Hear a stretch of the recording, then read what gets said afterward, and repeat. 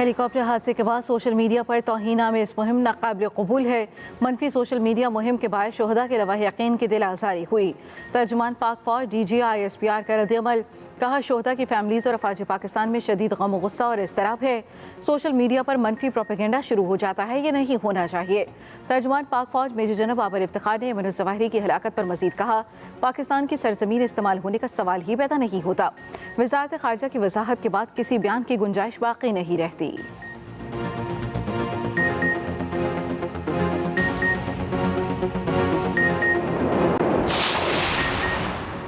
PTI का हुकूमत को एक माह में असम्बलियाँ तहलील करने का अल्टीमेटम, 48 घंटे में इस्लामाबाद में बड़ा जलसा करने का भी ऐलान। PTI रहनुमा फवाद चौधरी की धुआंधार न्यूज़ कॉन्फ्रेंस, कहा हुकूमत इंतखाबात का ऐलान नहीं करती तो हमारे अगले कदम के लिए तैयार हो जाए। हम हुकूमत को एक माह से ज़्यादा वक्त नहीं दे सकते। हुकूमत को ज़्यादा वक्त देना मुल्क की मईशत का तख्ता कर देगा, सियासत तबाह हो जाएगी।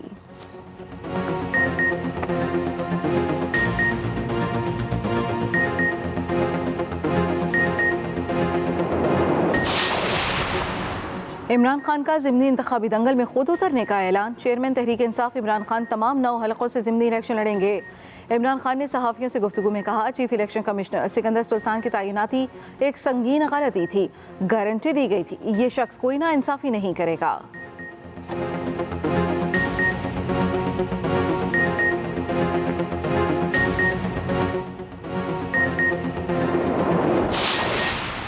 ज़िमनी इंतखाबात का मैदान फिर सजने को तैयार। कौमी असम्बली की 9 नशिस्तों पर इंतखाबी दंगल होगा। उम्मीदवार कागजात नामजदगी 10 से 13 अगस्त तक जमा करा सकते हैं। पोलिंग 25 सितंबर को होगी। उम्मीदवारों को इंतखाबी निशानात 29 अगस्त को जारी किए जाएंगे। कराची के 3 हलकों के लिए भी ज़िमनी इंतखाब का शेड्यूल जारी। इलेक्शन कमीशन ने आम इंतखाबात के लिए हल्का बंदियों की हतमी फहरिस्त भी जारी कर दी।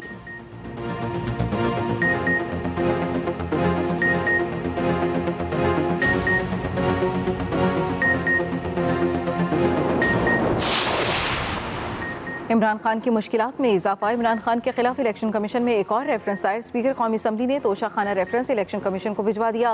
विफाक में हुक्मरान इत्तेहाद ने मुश्तरका तौर पर रेफरेंस स्पीकर कौमी असम्बली को जमा कराया था। स्पीकर ने इस रेफरेंस पर आईनी और कानूनी माहिरीन से तवील मुशावरत की।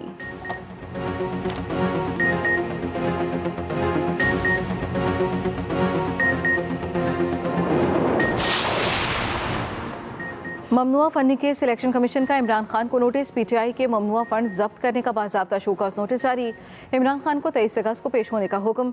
चीफ इलेक्शन कमीशन की सरबराही में इलेक्शन कमीशन 23 अगस्त को समाअत करेगा। इमरान खान की नाहरी की दरख्वास्त भी समाअत के लिए मुकर्रर। नाहरी की दरख्वास्त पर 18 अगस्त को समाअत होगी।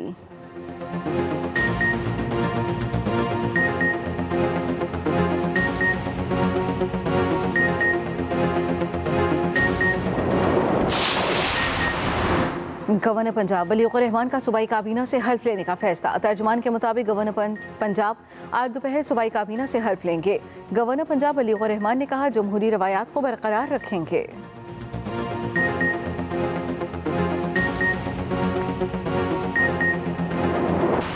Army chief general Qamar Javed Bajwa का 9 तश्कील शुदा आर्मी साइबर कमांड का दौरा। ISPR के मुताबिक आर्मी चीफ ने कहा, जंग की नौयत और किरदार बदल रहा है। साइबर कमांड कौमी सतह पर हमआहंगी के लिए कौमी इक़दामात का हिस्सा भी बनेगा। साइबर कमांड को बतदरीज तीनों मुसल्लह अफ़वाज के साथ जोड़ दिया जाएगा।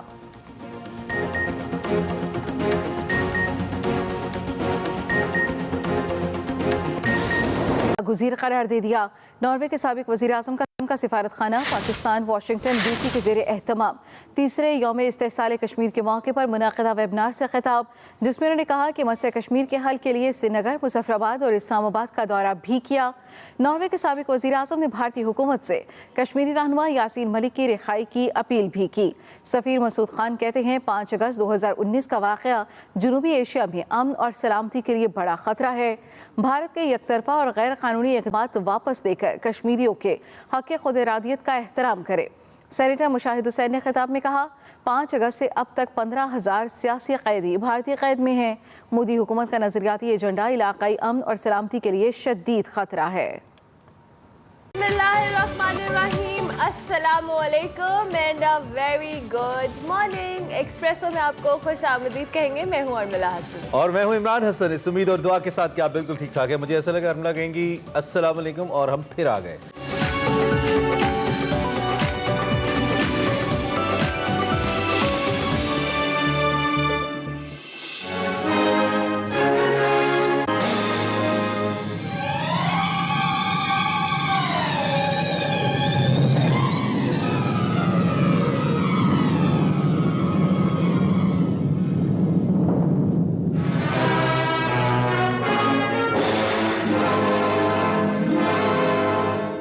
अस्सलाम वालेकुम, मैं वकार अहमद और आप देख रहे हैं निकले तेरी तलाश में। नागा पर्वत कमाल पहाड़ है और ख़ूबसूरत पहाड़ है और एक ऐसा पहाड़ है जिसके दामन में खूबसूरत जंगल है। ऐसा नहीं होता 8000 किसी भी उसके दामन में जंगल नहीं हुआ करते, लेकिन ये बहुत से हवालों से मुनफरिद है। हुज्जम के लिहाज से ये दुनिया का सबसे बड़ा पहाड़ है, बहुत मुनफरिद है। इसके हवाले से जो कहानियाँ हैं वो बहुत मुनफरिद हैं। इसके हवाले से जो माउंटेनियर्स की यको पैमाओं की कहानियाँ हैं वो कमाल हैं। किताबें जो इस पर लिखी गई हैं वो ज़बरदस्त हैं। जो फिल्में बनी हैं, सो नागा पर्वत जो है वो नो डाउट पाकिस्तान का फ़ख्र है। नागा पर्वत जो ताड़ साहब की किताब है उसके वाले से ताड़ साहब से गुफ्तगू का, उनसे सवालात का सिलसिला जारी है। ताड़ साहब, आपने लिखा है कि ये जंगल मुख्तलिफ था, ये जब से वजूद में आया तब से कोई लकड़हारा यहाँ दाखिल नहीं हुआ था। यहाँ कुदरत का एक निज़ाम था जो अपने हिसाब से जारी सारी था। किसी भी 8000 के बुनियादों में या उसके यानी अब 14 8000 हैं, तो किसी जगह पे भी आपको पाइन ट्रीज़ का या इतना घना जंगल किसी भी जगह पे नज़र नहीं आता। जनरली आपको किसी भी 8000 के पास जाने के लिए एक बहुत ही तवील सफ़र तय करना पड़ता है और आप ऑलरेडी किसी ख़ास एल्टीट्यूड पे होते हैं। ये दुनिया का वाहिद पहाड़ है नागा पर्वत, इतना अजीम, इतना खूबसूरत पहाड़ है कि इसके दामन में इतना खूबसूरत जंगल है। ये हमारा बहुत बड़ा असासा है और ये सिर्फ हमारा बहुत बड़ा असासा नहीं, बल्कि मैं तो समझता हूँ ये पूरी दुनिया का एक बहुत बड़ा असासा है। हम कोई हसास नहीं है इस हवाले से। ये जंगल जो है वो ताड़ साहब आपके इल्म ही होगा कि अब काफ़ी जो है ख़तरे की ज़द में है। वो यही है कि भाई बुनियादी तौर पे वो जंगल जो है, इसलिए मैंने कहा है, हमारे दोस्त हैं सलाहुद्दीन महमूद जी, तो फौत हो चुके हैं, तो वो हमें समझ नहीं आती थी, उनका एक फ़िक्रा हुआ करता था कि सकाफ़ती तौर पर अमीर वो कौमें होती हैं जिनके यहाँ आबाई जंगल होते हैं। अच्छा, अब उनके साथ वो आबाई जंगल का बड़ा कि जनाब घने दरख्त हों, शजर हों, और उसमें पता नहीं वो एक ख़ास नेचर जो उतरती है उसमें जो भेद होते हैं, जो मिस्ट्री होती। तो फेरी मेडो का वो जंगल मेरा ख्याल है कि जब से वो आबाद हुआ है, जब तख्लीक हुआ है, जब भी कायनात के बाद जब उसकी बारी आई, तो तब से लेके तकरीबन अब तक वो जूं का तुम था। एक तो उसके ज़्यादा लोग अंदर नहीं जाते थे, सासों वाले जाते, चंद एक गिरैये चले गए, और वो अपने काम के लिए जो गिरे हुए दरख्त हैं उनकी लकड़ी उठा लाते थे। उसके अलावा जो घास थी वो उसी तरह उगती चली जा रही है, जो नदियाँ हैं छोटी छोटी वो उसी तरह बहती चली जा रही हैं। जो पत्थर यहाँ था आज से 1000 साल पहले वो वहीं पड़ा हुआ है, उसके ऊपर काई जो जमी हुई है वो 1000 साल की काई जमी हुई है। चुनांचे अजीब व गरीब शेप्स हैं उस सारी थी उसके अंदर जब आप चलते थे, क्योंकि वो मतलब काई जमी हुई है, बारिशों के पानी है, और कहीं पे बर्फ़ें भी जब वहाँ पे गिरती हैं और फिर वो गिरते हैं और वो जो शजर गिरते हैं फिर वो गल जाते हैं, और गल जाते हैं तो उनमें से नए पौधे फूट रहे हैं, वो नए शजर फूट रहे हैं। तो मतलब जिसको मैं फेरी लैंड कहता हूँ ना, फेरी मेडो दरअसल फेरी लैंड जो है वो उसका जंगल हुआ करता था, और उसमें लकड़ी इतनी आम थी वकार कि बाद में जिसको मैं प्रिंस ऑफ फेरी मेडो कहता हूँ, रहमत नबी मेरा दोस्त बना, तो वो ही ख्वाहिश जो मैं जब मेरी बेगम कहती कि 8-10 जगह तो तुम अपने ज़ाती मकान बना चुके हैं, अब मज़ीद क्या करें। जहाँ जाते हैं ख्वाहिश होती है कि यार ये अगर शमशाल में एक छोटा सी कोठरी होती ना तो ऐसा बड़ा मज़ा आता है यहाँ ज़िंदगी गुजारने की। या खपलू में एक घर होता, वो बांस का बना हुआ, और ऊपर उसमें खुबानियाँ होती हैं और नीचे से एक बर्फ़ानी न वो होता है। तो इसी तरह ही ना वह फेरी मेडो को तो शदीद ख्वाहिश पैदा हुई। तो मुझे अब तक याद कि रहमत नबी कहने लगा कि साहब अगर आप इंटरेस्टेड हैं, ज़मीन मेरी, उसका कोई चार्ज नहीं, ठीक है, तो आप कितना बड़ा घर जाते हैं? मैंने कहा वह घर नहीं जाता, एक हट चाहता हूँ, और उसमें सिर्फ ये हो कि भाई एक कमरा हो जिसमें बैठा जाए, उसमें बेशक सो जाए एक छोटा सा, और हो पढ़ने लिखने के लिए, और मंज़र हो, उसकी खिड़कियाँ हो, लकड़ी का बना हो। तो उसने एस्टिमेट लगाया तो कहने लगा ये 22,000 में बन जाएगा।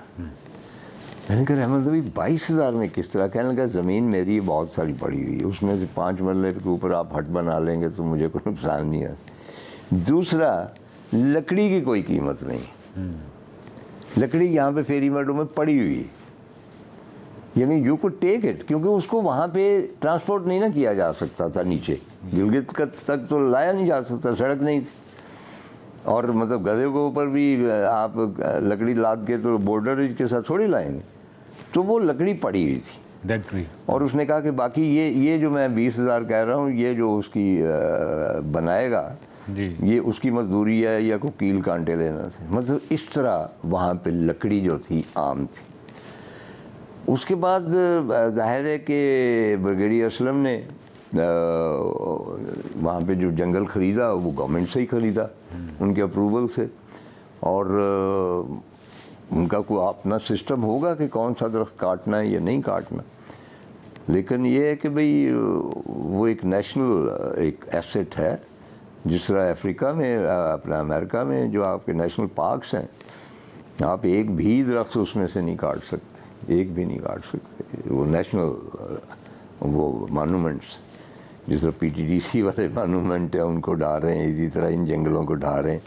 तो आपको याद आ कि जब हम गए थे हरामोश, तो किस तरह उनके कटे हुए तने पड़े हुए थे दरख्तों के, जंगल काफ़ी जो जगह थी वो बिल्कुल गंजी हो चुकी। तो ये तो मतलब सियासतदान हैं जिनके फ़ैसले हैं, उन जो महकमा जंगलात वाले हैं, जो पावरफुल लोग हैं, हम तो ऐसे ही मातम करने वालों ने है ना। मैं आपको मायूस नहीं करना चाहता, ना ही परेशान करना चाहता हूँ, लेकिन एक्चुअली हरामोश में अभी भी यही सूरत हाल है। इस तरह जंगल कट रहे हैं, इसी तरह सारा मामला है। पूरे पाकिस्तान में यही सूरत हाल है।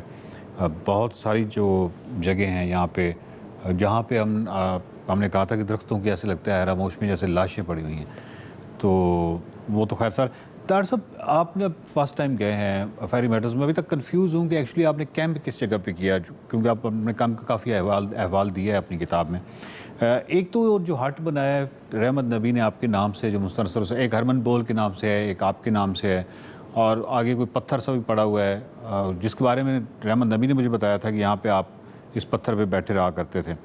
तो ये जो अब भी मौजूदा फेरी मेडोज़ में जो हट आपके नाम से है, तो तकरीबन यही वो जगह बनती है जहाँ आपने पहली दफ़ा कैंप किया था? नहीं, एक्चुअली मैंने जब उन्होंने वो नीचे, आपको याद है कि भाई वो थोड़ा सा पॉन्ड्स आया उसमें फेरी मेडो में, जितनी तस्वीरें हैं सुबह के वक्त सारे लोग वहाँ से लेते हैं, क्योंकि अक्स पड़ रहा होता है नांगा पर्वत का, और वो बड़ी ज़बरदस्त जगह। खैर वहाँ पे तो मुझे उन्होंने कहा कि, मैंने कहा भाई यहाँ से तो पूरा मंजर नज़र नहीं आ रहा, तो कहीं और लगाते हैं। तो मैं इधर